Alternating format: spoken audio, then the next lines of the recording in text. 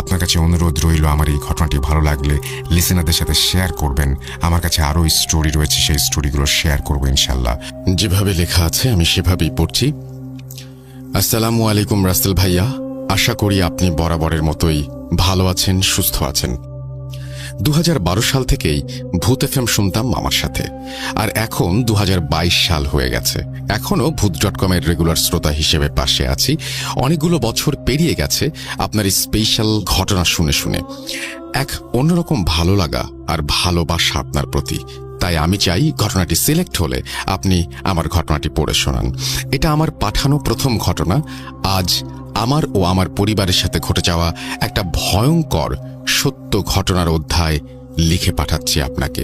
ঘটনাটির সব বিষয় আবার সবার কাছে থেকে শুনেই লিখছি, যেন কোনো কিছু বাদ না পড়ে। বস্তুত অনেকদিন আগেই ইচ্ছা ছিল ঘটনাটি শেয়ার করার, কিন্তু গুছিয়ে লিখতে পারবো কিনা সন্দেহে থাকার কারণে শেয়ার করা হয়নি। আজ একটু চেষ্টা করলাম, তাই ভুল ত্রুটি ক্ষমা করবেন। বিশ্বাস করা বা না করা সম্পূর্ণ আপনাদের ওপর। অনেক পুরনো ঘটনা হওয়ায় আমি বাসার সবার থেকে যেভাবে কালেক্ট করেছি এবং তারা যেভাবে বলেছে, আমার যা যা মনে আছে সেই সব মিলিয়ে সাজিয়ে লেখার চেষ্টা করলাম। ঘটনাটা পড়ে শোনালে খুশি হব। আর কথা না বাড়িয়ে ঘটনায় চলে যাই। সাল 2010। আমি শাওন। আমি তখন ক্লাস 5-এ পড়ি। আমার পরিবারে বাবা, মা, বড় বোন, ছোট বোন আর আমি। আমার বড় বোনের নাম নীলা। আপু তখন ক্লাস 7-এ, আর ছোট বোন রীতা আমাদের বাসায় নতুন মেহমান তখন। আমরা তখন থাকতাম রংপুর বিভাগের সৈয়দপুর উপজেলায়। বাবা সেনাবাহিনীতে চাকরি করতেন। সেই বছরের এপ্রিল মাসে আমাদের কোয়ার্টারের মেয়াদ শেষ হওয়ায় এক প্রকার তাড়াহুড়ার মধ্যেই বাসা খুঁজে ঠিক করে ফেলে আমার বাবা। আম্মু আর আমার ভাই বোন কেউ বাসাটা দেখতে চায়নি, তাই সোজা উঠে যাই 2-3 দিনের মধ্যে। কিন্তু আমার ভাই বোন তখন সবাই মোটামুটি কম বয়সের হওয়ায় একটু ভয় পায় বাসাটি দেখে। একটু বিবরণ দেই বাসাটার। বাসা একদম কবরস্থানের গা ঘেঁষে ছিল। একদম পুরনো একতলা ছাদওয়ালা বাসা। দেখেই মনে হচ্ছিল অনেক দিন ধরে কেউ থাকেনি। বাসার নাম জান্নাত মহল। কবরস্থান থেকে বড় বড় বাঁশ গাছগুলো হেলে পড়ছে ছাদের ওপর, আর পাশেই দাঁড়িয়ে আছে বিশাল বিশাল 2-3টা কাঠবাদামের গাছ। আমার বাসার একদম পশ্চিম পাশে ছিল একটি বড় কলা বাগান। দক্ষিণ পাশে কিছু দূরে ছিল আরো কয়েকটা বাসা, আর উত্তর পাশে অনেকটা জায়গা জুড়ে রয়েছে কবরস্থান। সামনে শুধু ছোট একটা রাস্তা। কি ভয়ঙ্কর দৃশ্য না? হ্যাঁ, ঠিক এমনই ভয়ঙ্কর পরিবেশ ছিল। বাসার ভেতরটাও কেমন যেন অন্যরকম ছিল, অন্যান্য বাসার থেকে একটু ভিন্ন। একটি ইউনিট, কিন্তু 2টি ফ্যামিলি থাকা যাবে এভাবে বানানো হয়েছে। জানালাগুলোর বেশিরভাগই ছিল কবরস্থানের পাশে। আমরা থাকতাম 2টো রুম নিয়ে, আর কেউ ছিল না পুরো বাসায়, তাই পাশের 2টো রুমই ফাঁকা ছিল। ঘটনার সূত্রপাত ঘটে সেদিন সন্ধ্যা রাতেই। আমার আম্মা সিঁড়ির পাশে চুলায় রান্না করছিল একা বসে। একটু পর আম্মুর মনে হতে থাকে কে যেন সিঁড়ির ওপরের দিকে বসে আম্মুকে দেখছে, কিন্তু সিঁড়ির দিকে তাকাতেই আর কেউ নেই সেখানে। এভাবে আম্মু আবার চুলার দিকে তাকালে আবার চোখের কোণ দিয়ে দেখতে পায় কে যেন আসলেই বসে দেখছে আম্মুর দিকে, কোনো ছায়ার মতো কিছু। আম্মু ভয় পায় ঠিকই, কিন্তু চেপে রাখে ভেতরে। কারণটা একটু বলি। আম্মু ছোট থেকে বড় হয়েছে টাঙ্গাইলের এক গ্রামে। আম্মুর নানির কাছে অনেক জিন ছিল। ছোট থেকেই আম্মু এসব নিয়ে অনেক কিছু জানে। এ কারণেই আম্মু অনেক সাহসী এসব বিষয় নিয়ে। এমনকি আমাদের ফ্যামিলিতে সব থেকে সাহসী আম্মাই। ঘটনায় ফিরে যাই। আম্মু আমার বড় বোন অর্থাৎ নীলা আপুকে ডাক দেয়। নীলা আপু আম্মুর পাশে গিয়ে বসে। সে সিঁড়িতেই বসে। আম্মু আমার বোনের সাথে কথা বলার জন্য তার দিকে তাকাতেই স্পষ্ট দেখতে পায় কালো একটা ছায়া সরে গেল আধারের দিকে। রান্না করার জায়গায় কোনো লাইট লাগানো ছিল না। আগুনের আলোতে যতটুকু আলো ছিল ততটুকুতেই আম্মু বুঝতে পারে বিষয়টা। আম্মু দ্রুত রান্না শেষ করে আমার বোনকে সাথে নিয়ে ঘরে চলে আসে। এরপর আমাদের ঘটনাটা বলে। আমরাও ভয় পেয়ে যাই। আব্বু বেশি একটা থাকতো না বাসায়, যখন তখন ডিউটি থাকতো আব্বুর। আব্বু বাসায় এলে আব্বুকেও আমরা বলি বিষয়টা, কিন্তু বরাবর সব পুরুষের মতোই আব্বুও হাসি ঠাট্টার মধ্যেই উড়িয়ে দেয় ব্যাপারটা। সেই রাতেই ঘটে আর এক ঘটনা। আমাদের লোহার চেয়ার ছিল দুটো। আব্বুর রাতে ছাদে গিয়ে বসে থাকার অভ্যাস ছিল আগে থেকেই, তাই চেয়ার নিয়ে ছাদে যায় আব্বু এবং আসার সময় চেয়ার ছাদে রেখেই চলে আসে ঘরে। রাতে সবাই ঘুমিয়ে পড়ি। আমার বড় বোন আলাদা রুমে ঘুমিয়েছিল আর আমরা বাকি সবাই একসাথে ঘুমিয়েছিলাম। আমার ঘুম ভেঙে যায় একটা বাজে শব্দে। ছাদের ওপর কেউ যেন কিছু একটা নিয়ে টানাটানি করছে, ভারী কিছু। ভাবলাম আব্বু মনে হয় ছাদে গেছে আবার, কিন্তু না। ডান পাশে ঘুরেই দেখি আব্বু আম্মু সবাই ঘুমাচ্ছে। আমি আব্বুকে ডেকে তুললাম, তখন আব্বুও শুনল ছাদে টানাটানির আওয়াজ হচ্ছে। আমি জিজ্ঞাসা করলাম, আব্বু ছাদে কে আছে? আব্বু বলে, তুমি উঠছো কেন বাবা, ঘুমাও, আমি দেখে আসছি। এদিকে সেই টানাটানির আওয়াজ একবারের জন্য থামছিল না, যেন কেউ চেয়ারটা টেনে ছাদের এক মাথা থেকে আর এক মাথায় নিয়ে যাচ্ছে, আবার ওদিক থেকে এদিকে নিয়ে আসছে। আমি শুয়ে শুয়ে শুনতে থাকি সব, আর ভয়ে কুঁকড়ে যাই। আব্বুকেও দেখি বসে থাকতে শুয়ে পড়ে আবার। আব্বু আর যায় না ছাদে। হয়তো আব্বু বুঝতে পেরেছিল বিপদ হতে পারে। আমি পরে আব্বুর থেকে শুনেছিলাম, প্রথমত আব্বু ভাবে চোর এসেছে মনে হয়, কিন্তু পরে আম্মুর সাথে ঘটে যাওয়া ঘটনা মাথায় আসলে আব্বু আর যাওয়ার সাহস পায়নি। যাই হোক, ঘটনায় ফিরি। একটু পর শুরু হয় আর এক সমস্যা। অনেক জোরে জোরে শব্দ আসছে ছাদ থেকে। কেউ এবার ভারী কিছু দিয়ে বাড়ি মারছে ছাদে। একবার দুইবার নয়, লাগাতার। হয়তো চেয়ার দিয়েই। সবাই উঠে পড়ে আর আমার ছোট বোনও উঠে কান্না শুরু করে দেয়। ঠিক কয়েক সেকেন্ড পরেই আবার আমার বোনের চিৎকার শুনি আমরা। আব্বু উঠে যেতে যেতে নীলা আপু আমাদের ঘরের দরজা নক করতে থাকে আর জোরে জোরে আম্মুকে ডাকতে থাকে। আব্বু খুলে দিতে আমরা দেখি নীলা আপু ভয়ে প্রায় শেষ, চোখ দিয়ে পানি, কাঁদো কাঁদো গলায় ভীষণ ভয়ে বলছিল, আম্মু আমার ভয় লাগছে অনেক, কে জানি জানালা দিয়ে ডাকাডাকি করছে। আম্মু আপুকে ভেতরে নিয়ে এসে পানি খেতে দেয়। তারপর আপু সব বলে। আপু বলে, ছাদের থেকে আসা এমন শব্দে আমার ঘুম ভেঙে গেছে। তাও আমি একটু চুপচাপ শুনছিলাম। প্রচুর ভয় লাগছিল আমার। তখনই শুনি আমাকে কে যেন নাম ধরে জানালার বাইরে থেকে ফিসফিস করে ডাকছে, নীলা, নীলা, নীলা, নীলা, নীলা। এরপর সব চুপ হয়ে যায়। আমি আমার মনের ভুল ভাবি, কিন্তু তখনই হঠাৎ বুক কেঁপে ওঠে যখন আমার রুমের জানালায় কেউ খুব জোরে জোরে বাড়ি মারে আর অট্ট হাসি হাসা শুরু করে। আমি এতটাই ভয় পাই যে চিৎকার দিয়ে লাফ দিয়ে উঠে দৌড়ে চলে এসেছি।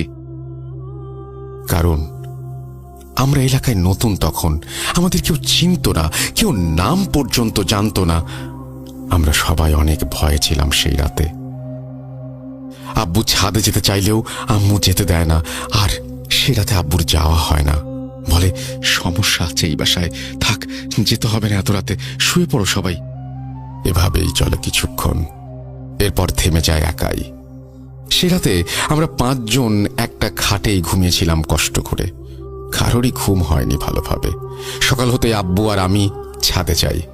নতুন এসেছি তাই ছাদ পরিষ্কার করা হয়নি এখনো। পুরো ছাদ জুড়েই ছিল বাঁশ আর কাঠবাদাম গাছের শুকনো পাতা। আমরা পুরো ছাদ জুড়েই শ্যাওলা জমে থাকতে দেখি। তার মাঝে স্পষ্ট বোঝা যাচ্ছিল যে রাত্রে চেয়ারটা কেউ এদিক থেকে ওদিক টানাটানি করেছে, কারণ জমে থাকা শ্যাওলা আর পড়ে থাকা পাতাগুলোর মধ্যে দাগগুলো স্পষ্ট বোঝা যাচ্ছে, যেমনটা হয় কেবলমাত্র কোনো কিছু টেনে নিয়ে গেলেই। দেখি চেয়ারটা উল্টে পড়ে আছে ছাদের এক কোনায়। আমরা চেয়ারটা ঘরে নিয়ে যাই।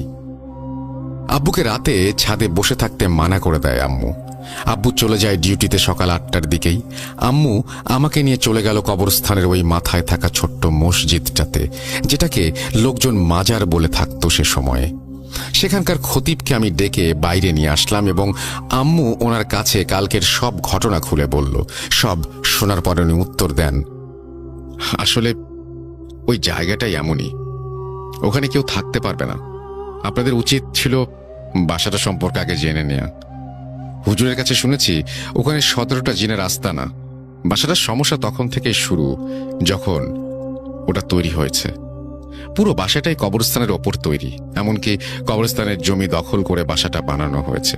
অনেকেই এসেছিল থাকার জন্য, কিন্তু এমন সব ব্যবহার, এমন সব সমস্যার কারণে কেউ থাকতে পারেনি। এই তো আপনাদের ওখানে ওঠার আগে একটা মাদ্রাসা চালু করা হয়েছিল সেখানে, মূলত এসব সমস্যা শেষ হয়ে যাবে এটা ভেবেই। কিন্তু মাদ্রাসাটাও বন্ধ হয়ে গেছে প্রায় 1 বছর হলো। ওখানে বদজিনের অত্যাচার প্রচুর, ওদের কেউ থামাতে পারেনি এখনো পর্যন্ত, কারণ ওরা সংখ্যায় অনেক। মাদ্রাসার ছাত্ররা থেকে শুরু করে হুজুররাও ভয়ে চলে গেছে। যদি সমাধান চান তবে আপনাদের উচিত হবে জলদি বাসাটা ছেড়ে দেয়া। ওনার সাথে কথা বলে কথা শেষ হলে আমরা বাসায় চলে আসি। এত দ্রুত অন্য ভালোবাসা খুঁজে পাওয়াটাও সমস্যা। সেই সময়ে বাসাও কম ছিল, তাই এক প্রকার বাধ্য হয়েছিলাম আমরা ওই বাসাটাতে থাকার জন্য। সেদিন দিনের বেলা আর কোনো সমস্যা হয় না, কিন্তু রাতে আবার ভয়ঙ্কর অধ্যায় সূচিত হয়। সম্ভবত বৃহস্পতিবার ছিল দিনটা, কারণ আব্বু সেদিন রাত্রে ডিউটি ছিল না। আম্মু বাইরে রান্না করছিল, সাথে নীলা আপুও ছিল। কিছুক্ষণ পর আপু উপলব্ধি করে তার কানের কাছে পেছন থেকে কেউ ফিসফিস করে কি যেন বলছে। আসলে কেউ বললে ভুল হবে, আপু আমাকে বলেছিল কয়েকজন ভিন্ন গলায় আপুর কানের কাছে ফিসফিস করে কথা বলা বলি করছে আর খুবই আস্তে আস্তে হাসছে। আপু ভয়ে জমে স্থির হয়ে যায় যখন তার চোখ পড়ে বাসার প্রাচীরের দিকে। আপু দেখতে পায় একটা ভীষণ কালো লম্বা অবয়ব বসে আছে ঠিক প্রাচীরের ওপর, অপলকে আপুর দিকেই তাকিয়ে। আপুর বর্ণ অনুযায়ী তার চোখগুলো ছিল স্বাভাবিকের তুলনায় বেশ বড়, আর মুখে এক বীভৎস রকমের হাসি। বাইরে লাইট ছিল না আমাদের, তাই আধারের মধ্যে তার চোখ আর দাঁতগুলো স্পষ্ট বোঝা যাচ্ছিল। ইনফ্যাক্ট সম্পূর্ণ শরীরের আকারটাই বোঝা যাচ্ছিল, যেন আধারের মধ্যে আরো অনেক বেশি কালো। পাগুলো এতই লম্বা যে সেই উঁচু দেয়ালে বসেও মাটি ছুঁয়ে আছে। আপুর শরীর অসাড় হয়ে আসতে থাকে এটা দেখে। আবার কানের কাছে সেই ফিসফিস শব্দটাও ভেসে আসছে। আপু পারছে না সেই অবয়ব থেকে চোখ সরাতে। সামনে আম্মু বসে আছে, কিন্তু পারছে না ডাকতে। অবয়বটা বিভৎস হাসি হাসছে আর হাত ইশারা করে ডাক দিচ্ছে। ঠিক তখনই আপু আর সহ্য করতে না পেরে জ্ঞান হারায় ওখানেই। আম্মুর ডাক শুনে আমি আর আব্বু দৌড়ে যাই সিঁড়ির কাছে। এই অবস্থা দেখে আপুকে উঠিয়ে এনে বিছানায় শুইয়ে দেই। তারপর আম্মু তেল মালিশ করে দেয় পায়ে হাতে। প্রচুর ঠান্ডা হয়ে গিয়েছে আপুর শরীর। আপনাদের হয়তো বিশ্বাস করতে কষ্ট হবে, কিন্তু এটাই সত্য। সেই শীতল শরীরে হঠাৎ করেই প্রচণ্ড জ্বর ওঠে। আম্মু তখন জ্বর কমানোর জন্য পানি পড়তে দিতে থাকে।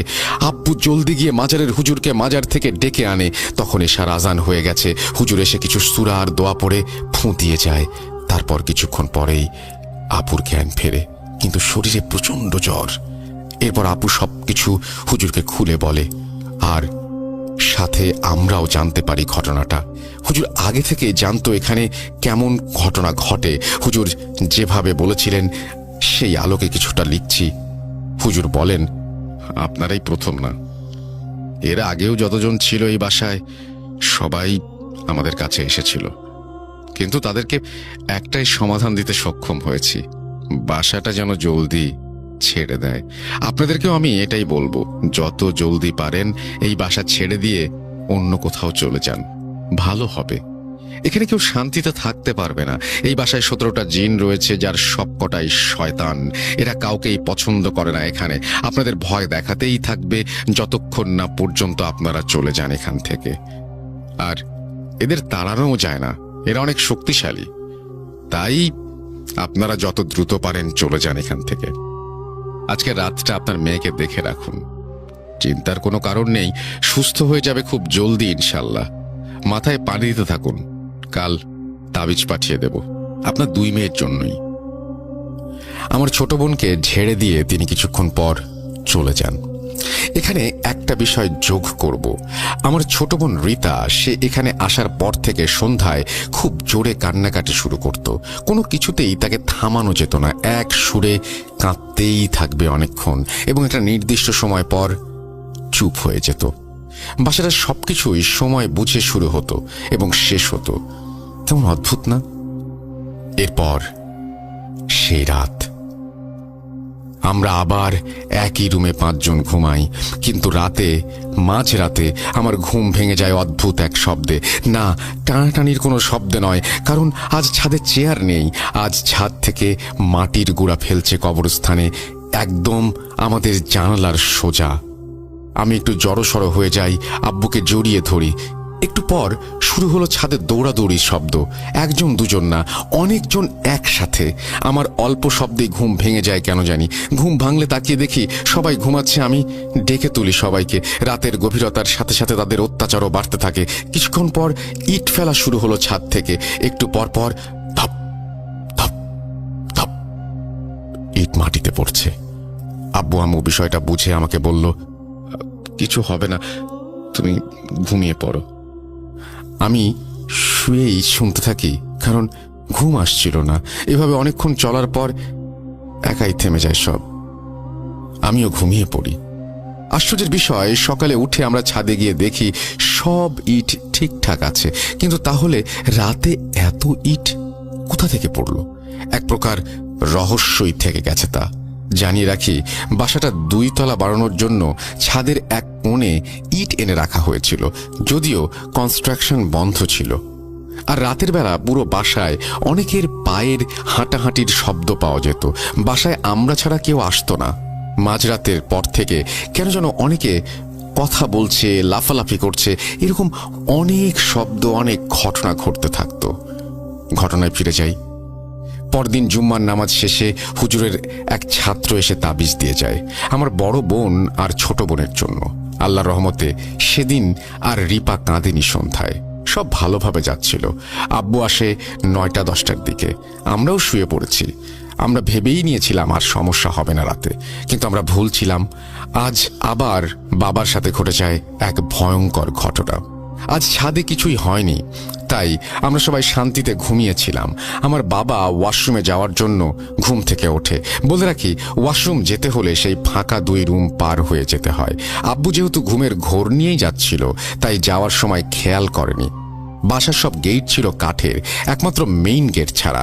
ওয়াশরুমে থাকা অবস্থায় আব্বু ওয়াশরুমের গেটের বাইরে থেকে নক করার শব্দ পায়। আব্বু প্রথমে ভাবে আমরাই হয়তো কেউ আব্বুর পিছে পিছে আসছি, তাই তেমন কিছু বলে না।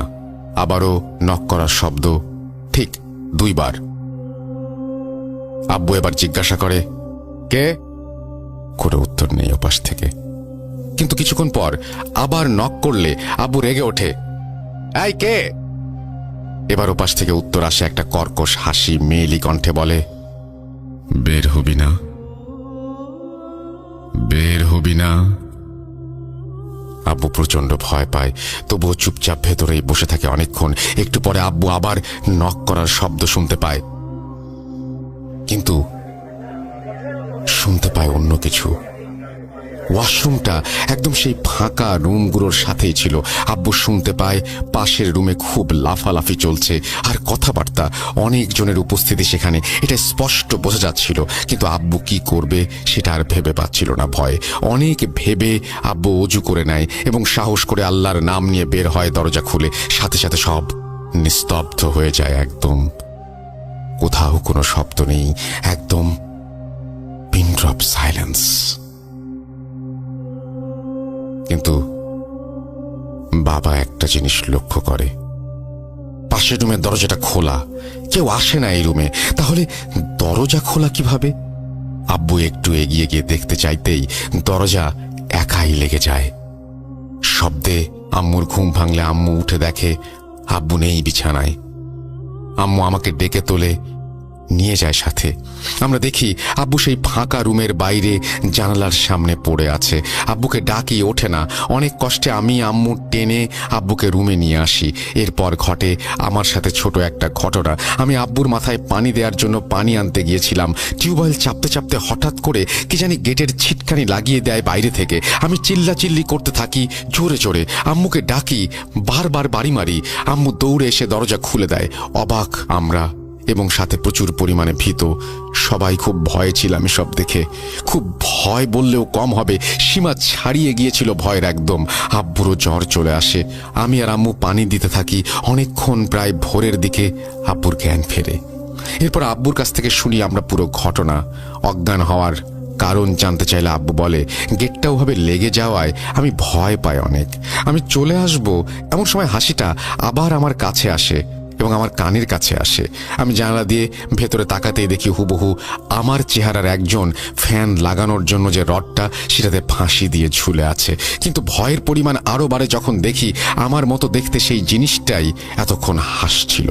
আমি আর সহ্য করতে পারিনি, চিৎকার দিয়ে জ্ঞান হারাই তখন। এত সব হওয়ার পর কারোরই থাকার ইচ্ছা ছিল না সেই বাসায়, কিন্তু অনিচ্ছা সত্ত্বেও আমাদের 1 মাস যাবৎ থাকতে হয়েছে সেখানে, যার প্রতিটি দিন কেটেছে নতুন নতুন রহস্যময় ভয়ঙ্কর ঘটনার সাথে। সবগুলো তো আর লিখে পাঠানো সম্ভব না, ইমেল অনেক বড় হয়ে যাবে।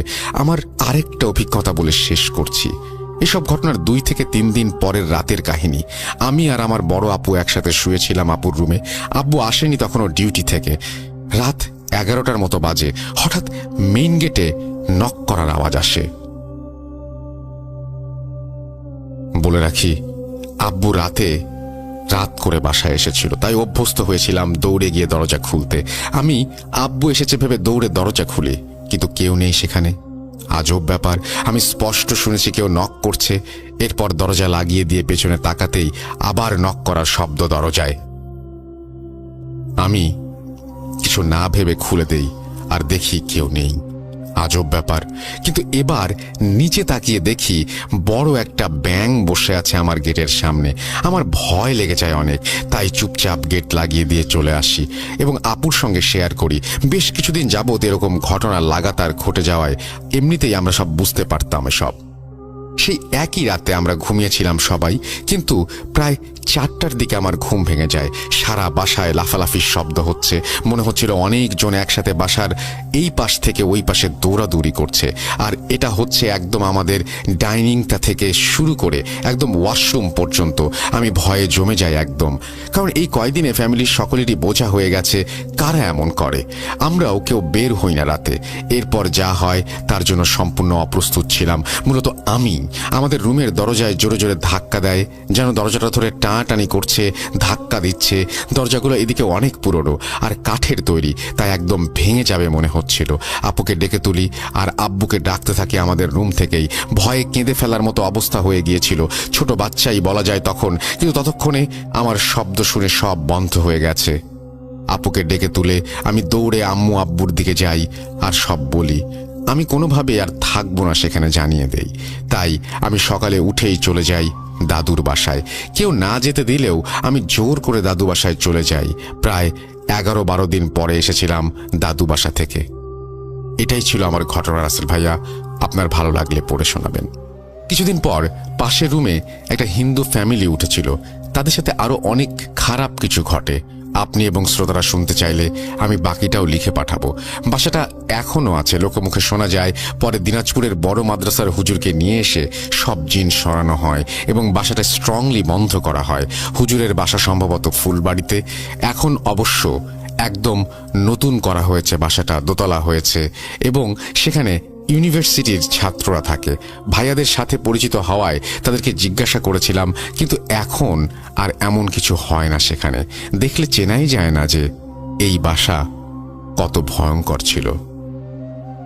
আমি সেভাবেই পড়ছি। আসসালামু আলাইকুম রাসেল ভাই এবং আমাদের প্রিয় শ্রোতা বন্ধুরা। আমি লাজিম ইয়াসির জিয়াদ।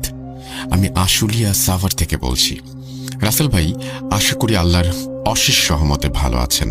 আপনার ভূত এফএম ও ভূত.com এই শোয়ের প্রতি আমার আলাদা ভালো লাগা কাজ করে। এই ভালো লাগা থেকে আমি বিভিন্ন স্টোরি কালেক্ট করার চেষ্টা করি। আজকে যে ঘটনাটি আপনার কাছে আমি শেয়ার করব, সেই ঘটনাটি আমার একজন পরিচিত ভাইয়ের কাছ থেকে কালেক্ট করা। ভাইয়ের জীবনে ঘটে যাওয়া একটি সত্য ঘটনা। বেশি কথা না বাড়িয়ে আমি আমার ঘটনায় চলে যাচ্ছি। ঘটনাটি ভাই আমাকে যেভাবে বলেছেন সেই অনুযায়ী আমি লেখার চেষ্টা করছি। আমাকে ভাই তার পরিচয় গোপন রাখতে অনুরোধ করেছেন। সে কারণে ঘটনায় ব্যবহৃত সকল নাম, ছদ্মনাম। আমার লেখায় অনিচ্ছাকৃত ভুলের জন্য আমাকে ক্ষমা করবেন। আমার নাম রিফাত। ঘটনাটি যখন আমার সাথে ঘটে সালটি ছিল 2015। আমি সদ্য বিয়ে করে আমার ওয়াইফকে নিয়ে একটি নতুন বাসায় উঠি। আমরা নতুন বাসায় ওঠায় আমার বাসার জন্য কিছু আসবাবপত্র প্রয়োজন হয়। একদিন বিকেলে আমি আমার ওয়াইফকে একটি ফার্নিচারের দোকানে নিয়ে যাই। বিশেষ দ্রষ্টব্য গোপনীয়তা রক্ষায় আমি দোকানের নাম লিখছি না। দোকানে যাওয়ার পর বিভিন্ন আসবাবপত্র দেখতে দেখতে আমার চোখ আটকে যায় একটি অতি সুন্দর কারুকাজ করা আলমারির ওপর। আমি আমার ওয়াইফকে আলমারিটি দেখিয়ে আলমারিটি নেয়ার কথা বলি। আমার ওয়াইফেরও আলমারিটি অনেক পছন্দ হওয়ায় আমরা আলমারিটি কেনার সিদ্ধান্ত নেই। কেনার সময় আমি একটি অদ্ভুত বিষয় খেয়াল করি। আলমারিটির সৌন্দর্য অনুযায়ী যে দাম হওয়া উচিত, দোকানদার তার চেয়ে অনেক কম দামে আলমারিটি আমাকে বিক্রি করে দিল। আমিও অনেক পছন্দ হওয়ায় 7-5 না ভেবে আলমারিটি কিনে বাসায় নিয়ে আসি। এই আলমারিটি কেনা আমার জীবনের সবচেয়ে বড় ভুল হয়ে দাঁড়াবে। এই আলমারিটি যে কত বড় বিপদের মুখে আমাদের ফেলতে যাচ্ছে এটা আমি কখনো কল্পনাও করিনি। পছন্দের আসবাবটি বাসায় নিয়ে আসার পর 2-3 দিন তেমন কোনো সমস্যা হয়নি, কিন্তু মাঝে মাঝে মনে হতো আমি এবং আমার ওয়াইফ ছাড়া আমাদের বাসায় তৃতীয় কোনো একজনের অস্তিত্ব আছে। এই বিষয়টিকে আমরা এতটা গুরুত্ব দেই না। আমরা মনে করি এটা হয়তো আমাদের মনের ভুল। আমি একটি বেসরকারি প্রতিষ্ঠানে চাকরি করি। সকালবেলায় বের হয়ে যাই, আবার রাতে বাসায় ফিরি। সে কারণে আমার ওয়াইফ বাসায় সারাদিন একাই থাকে। তো একদিন বিকেলে আমার ফোনে একটি কল আসে। কলটি ছিল আমার পাশের বাসার ফ্ল্যাটের এক ভদ্রমহিলার, এবং কল রিসিভ করা মাত্রই তিনি বললেন, আপনার ওয়াইফ আত্মচিৎকার শুনতে পেয়ে আমি সাথে সাথে আপনার ফ্ল্যাটে যাই। অনেকক্ষণ যাবৎ আপনাদের দরজা নক করছি, কিন্তু তিনি দরজা খুলছেন না। আপনি তাড়াতাড়ি বাসায় আসেন। কথাগুলো শুনে অফিস থেকে তাড়াতাড়ি বাসার উদ্দেশ্যে যাত্রা শুরু করি। 5টার দিকে আমি বাসায় পৌঁছে যাই। আমার কাছে বাসার চাবি থাকায় আমি বাসার দরজা খুলে ভেতরে ঢুকতেই দেখি আমার ওয়াইফ আলমারির পাশে নিচে মেঝেতে অচেতন অবস্থায় পড়ে আছে, আলমারির দরজা খোলা অবস্থায়। আমি ওর মুখে পানি ছিটিয়ে ওর জ্ঞান ফিরিয়ে আনি, এবং এরপর আমি ওকে জিজ্ঞেস করি, তুমি অজ্ঞান হয়ে গিয়েছিলে কেন, কি হয়েছিল? এরপর ও আমাকে বলতে শুরু করলো, আমি বিকেলে কাপড় গুছিয়ে আলমারিতে রাখতে যাচ্ছিলাম। আলমারিটি খোলা মাত্র আমি যা দেখলাম তা আমি দেখার জন্য প্রস্তুত ছিলাম না। আমি দেখি মানুষ আকৃতির কিছু আলমারির ভেতরে বসে আছে। সেই জিনিসটার চোখ সাদা বর্ণের, দেখে মনে হচ্ছে চোখের ভেতর দিয়ে বিদ্যুৎ বয়ে যাচ্ছে, আর সেই জিনিসটার সারা শরীরে রক্ত মাখা। আমি এটি দেখা মাত্র চিৎকার দিয়ে অজ্ঞান হয়ে যাই। আমি এসব বিষয় বিশ্বাস করতাম না। আমি আমার ওয়াইফকে বলি, তুমি হয়তো ভুল কিছু দেখেছো। আরে এরকম কোনো কিছু হওয়া সম্ভব না। আমার এই জিন ভূতের প্রতি অবিশ্বাস করা, এই জিন ভূত বলতে যে কিছু নেই, আমার এই ধারণা, এই বিশ্বাস যে আমাকে সেই রাতেই পরিবর্তন করতে হবে, আমার জানা ছিল না। ওই দিন রাতে আমি এবং আমার ওয়াইফ রাতের খাবার খেয়ে ঘুমিয়ে পড়ি। রাত আনুমানিক তখন 3:30। আমার ঘুম ভেঙে যায় একটা কান্নার শব্দে। কান্নার শব্দটি আসছিল আলমারি থেকে। পরক্ষণে আমরা দুজনেই শুনতে পাই কি যেন নারী কণ্ঠে কান্না করছে এবং কিছু একটা বলছে। হঠাৎ আলমারির দরজাটা আপনা আপনি খুলে যায়। সেখান থেকে একটি মানুষ আকৃতির কিছু বেরিয়ে আসে। ওই জিনিসটা এক নিমেষে আমার সামনে দিয়ে চলে যায়। আমাদের দুজনের গলা টিপে ধরে। আমাদের দম বন্ধ হয়ে যাওয়ার উপক্রম হয়। মনে হচ্ছিল আজকেই শেষ দিন, আর দিনের আলো দেখতে পারবো না। কিছুক্ষণের মধ্যে ফজরের আজান শুরু হয়। যেন আমাদের জীবন ফিরে পাই। ওই শয়তানটা আস্তে আস্তে বাতাসে মিলিয়ে যেতে থাকে, এবং যাওয়ার সময় শুধু একটা কথাই শুনতে পাই, কেউ যেন অলক্ষ্যে বলে, মরবি, তোরা মরবি। ওই দিন সকালে আমি এবং আমার ওয়াইফ ওই ফার্নিচারের দোকানে যাই এবং ওই দোকানদারকে সবকিছু খুলে বলি। দোকানদার তারপর বলতে শুরু করে, আপনারা যেদিন আমাদের কাছ থেকে আলমারিটা কিনেছিলেন, ওই দিন সকালে আমরা এই আলমারিটা আরেকজনের কাছ থেকে কিনে আনি। এরপর দোকানদার আমাদের একটি ফোন নাম্বার দিয়ে বলে, এই নাম্বারে যোগাযোগ করে দেখতে পারেন। তারা হয়তো কিছু জানে, তারাই আলমারিটা আমাদের কাছে বিক্রি করেছে। এরপর আর কোনো উপায় খুঁজে না পেয়ে সেই নম্বরটিতে কল দিয়ে কিছুক্ষণ পর এক ভদ্র মহিলা কল রিসিভ করেন। এরপর আমরা তাকে জিজ্ঞেস করি, আপনি কিছুদিন আগে একটি আলমারি বিক্রি করেছিলেন? মহিলাটি হ্যাঁ বোধক উত্তর দেয়। এবার আমরা আমাদের সাথে ঘটে যাওয়া সব ঘটনাগুলো খুলে বলি। এরপর তিনি যা বলেন তা শোনার জন্য আমি মোটেও প্রস্তুত ছিলাম না। তিনি বলেন, আজ থেকে 2 বছর আগে আমাদের বাসায় 3 তলায় একজন স্বামী স্ত্রী ফ্ল্যাট ভাড়া নিয়েছিল। তারা খুব অদ্ভুত প্রকৃতির। তারা কারোর সাথে কথা বলতেন না, বাসা থেকে বের হতেন না। একদিন রাতে তাদের ফ্ল্যাট থেকে এক ভয়ানক আত্মচিৎকার ভেসে আসে। চিৎকার শুনে আমরা সবাই ওই ফ্ল্যাটে যাই। তাদের ফ্ল্যাটের দরজা ভেতর থেকে বন্ধ করা ছিল। আমরা অনেকক্ষণ দরজায় নক করতে থাকি, কিন্তু ভেতর থেকে কোনো সাড়া শব্দ না পেয়ে আমরা দরজা ভেঙে ফেলি। দরজা ভেঙে ফ্ল্যাটের ভেতরে যাওয়া মাত্র আমরা দেখি সেই দৃশ্য যা মানুষ দ্বিতীয়বার দেখতে চাইবে না। আমরা সকলে দেখি ওই স্বামী স্ত্রীর নিথর দেহ মেঝেতে পড়ে আছে। তাদের হাত মুচড়ে কেউ ভেঙে দিয়েছে, তাদের চোখ কেউ তুলে ফেলেছে, তাদের দেহ থেকে সব রক্ত শুষে নেওয়া হয়েছে। এরকম ভাবে হত্যা করা হয়েছে যে সেটা কোনো মানুষের দ্বারা করা সম্ভব না। ওই রাতে বাসায় পুলিশ এসে বাসার প্রতিটি লাশ উদ্ধার করে। ওই স্বামী স্ত্রীর বাসায় একজন কাজের মেয়ে ছিল। তৃতীয় লাশটা ছিল তাকেও ঠিক একইভাবে হত্যা করা হয়েছিল। এরপর পুলিশ তদন্ত করে, কিন্তু কোনো রহস্য উন্মোচন করতে না পারায় তদন্ত বন্ধ করে দেয়। এরপর আমাদের ওই ফ্ল্যাট কোনোদিন ভাড়া হয়নি, কিন্তু মাঝে মধ্যে ফ্ল্যাট থেকে নানান শব্দ শোনা যেত। এর মধ্যে তাদের পরিবার পরিজন কেউ আমাদের সাথে যোগাযোগ করেনি। আমরা এরপর সিদ্ধান্ত নেই তাদের বাসার সকল কিছু বিক্রি করে দেব। তিনি এই বলে তার কথা শেষ করেন। তার মুখে সব কথা শুনে আমার পায়ের নিচ থেকে মাটি সরে যায়। এরপর আমি সিদ্ধান্ত নেই আজ আমাদের বাসায় আমরা যাব না, আমরা আমাদের বন্ধুর বাসায় যাব। এরপর আমি এবং আমার ওয়াইফ আমার বন্ধু করিমের বাসায় যাই। এরপর করিমকে আমাদের সাথে ঘটে যাওয়া সকল ঘটনা একে একে খুলে বলি। করিম সব ঘটনা শুনে আমাকে একটি ভালো কবিরাজের সন্ধান দেয়। আমি এবং আমার বন্ধু করিম ওই বিকেলেই কবিরাজের সঙ্গে দেখা করতে তার আশ্রমে চলে যাই। আশ্রমে বেশ কিছুক্ষণ বসে থাকার পর কবিরাজের সঙ্গে আমাদের দেখা করার সুযোগ হয়। তার সাথে দেখা করে আমার এবং আমার ওয়াইফের সাথে ঘটে যাওয়া সকল ঘটনা আমি একে একে বলি। শুনে তিনি আমাদের আশ্বস্ত করেন তিনি আমাদের বাসায় কাল আসবেন। সেদিনের মতো আমিও আমার বন্ধু আশ্রম থেকে বাসায় চলে আসি। সেদিন রাতে আমার এবং আমার ওয়াইফের সাথে একটি অদ্ভুত বিষয় ঘটে যায়। আমরা দুজনেই অদ্ভুত স্বপ্ন দেখতে শুরু করি। স্বপ্নে ওই শয়তান আমাদের বলতে থাকে, তোরা পালিয়ে যাবি কোথায়? তোরা যেখানেই যাস কোনো লাভ হবে না, তোদের রক্ত চুষে খাবো। এসব দেখে আমার ঘুম ভেঙে যায়। ঘুম থেকে উঠে দেখি ফজরের আজান হয়েছে। ঠিক তখনই আমার ফোনে একটি কল আসে। কলটি ছিল কবিরাজের আশ্রম থেকে। কবিরাজ বলে যত তাড়াতাড়ি সম্ভব আমাকে তার সাথে দেখা করতে হবে। আমি আর করিম তখনই কবিরাজের সঙ্গে দেখা করতে চলে যাই। এরপর কবিরাজ আমাদের যা বলেন সেসব কথা শুনে আমরা রীতিমতো ভয়ে ঠান্ডা হয়ে যাই। তিনি বলেন, ওই আলমারিটি কিনে তোমরা মৃত্যুকে আহ্বান জানিয়েছ। ওই আলমারিটি একটি খবিশ জিনের বাসস্থান। জিনকে সেই আলমারিতে একটি বাক্সের মধ্যে বন্দী করে রাখা হয়েছিল। জিনটির প্রধান চাহিদা হলো মানুষের রক্ত। তুমি যে স্বামী স্ত্রীর কথা আমাকে বলেছিলে তারা ভয়ঙ্কর কালো জাদু চর্চা করত। তারা তাদের বিভিন্ন অসাধু কাজ সাধনের জন্য ওই জিনকে বন্দী করে।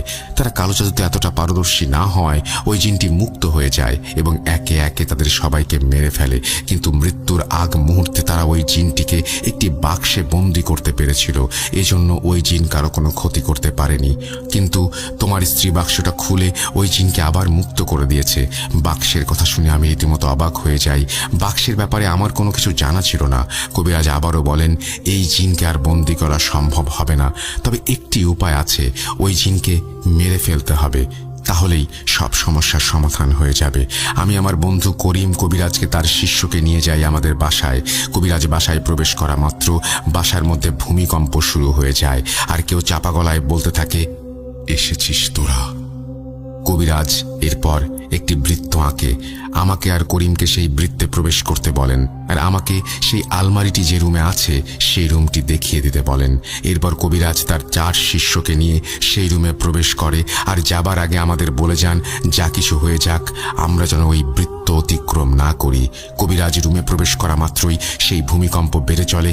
1 ঘন্টা পর হঠাৎ পরিবেশ স্থির হয়ে যায়। কবিরাজ রুম থেকে বেরিয়ে আসেন, তার সারা শরীরে বড় বড় আঁচড়ের দাগ। এরপর তিনি বলেন, আমরা ওই জিনকে বন্দী করতে পেরেছি, কিন্তু একে বেশিক্ষণ বন্দী রাখা যাবে না।